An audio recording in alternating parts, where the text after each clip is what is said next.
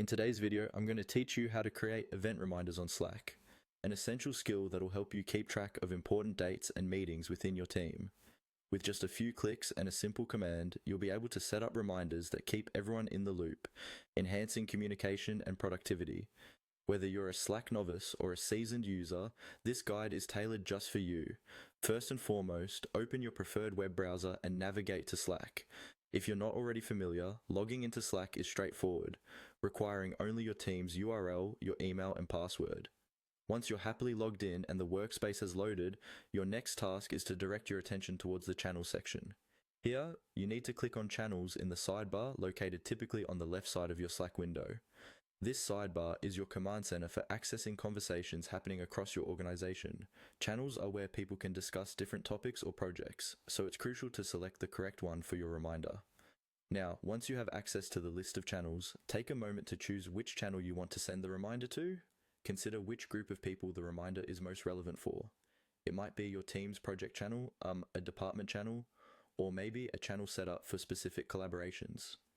Picking the right channel ensures your reminder reaches the right audience.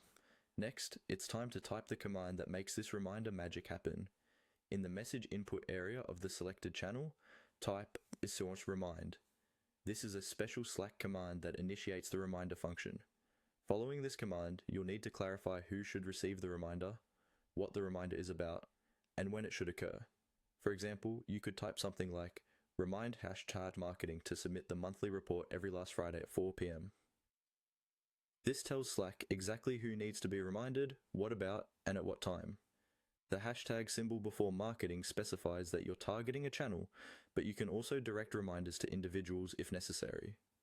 Once you've typed out your reminder command and double-checked to ensure everything looks just right, your last step is to click the send button, just like sending a regular message. It's as easy as that.